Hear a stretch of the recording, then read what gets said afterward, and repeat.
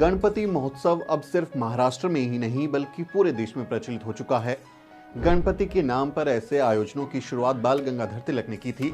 लेकिन क्या आप जानते हैं कि गणपति महोत्सव शुरू करने के पीछे की सबसे बड़ी वजह बहुजनों के आंदोलन को दबाना था और राष्ट्रपिता ज्योतिबा फूले के मिशन में अड़ंगा लगाना था। आगे इस वीडियो में हम जानेंगे कि कैसे बाल गंगाधर तिलक ने गणपति महोत्सव के बहाने समाज सुधारों को रोकने की कोशिश की थी। तो आइए शुरू करते हैं। 19वीं सदी का भारत जाति के हिसाब से बुरी तरह बटा हुआ था। ब्राह्मण सबसे ऊपर थे, लेकिन शूद्र, अतिशूद्र यानी दलित समाज बहुत बुरी हालत में था। शूद्रों और महिलाओं की हालत पशुओं से भी खराब थी। ऐसे मुश्किल वक्त में राष्ट्रपिता ज्योतिबा फूले जैसा सितारा चमका, जिसने इस देश को रहने लायक बनाने के लिए अपनी पूरी जिंदगी लगा दी। फूले कहते थे कि इंसान और इंसान में जाति के आधार पर भेदभाव नहीं किया जा सकता। फूले ब्राह्मणवाद के खिलाफ जबरदस्त आंदोलन चलाते हैं।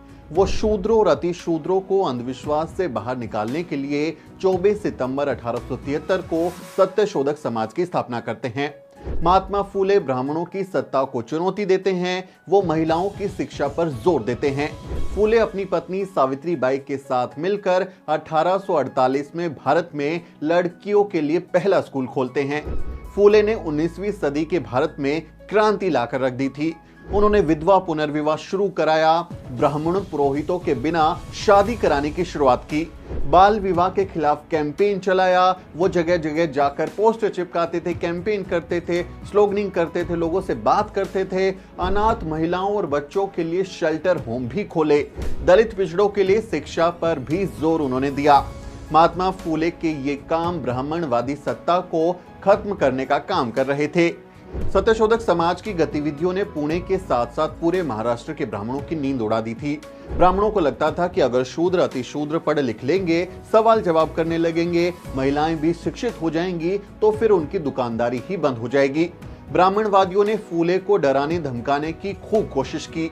फूले को मारने के लिए उनके घर धोंडीबा जैसे हत्यारे को भी भेजा, जो बाद में फूले के ही अनुयायी बन गए। उन्हें घर से ही निकलवा दिया। समाज ने उनकी पत्नी यानी सावित्री माई पर गोबर फेंका, लेकिन वो झुके नहीं।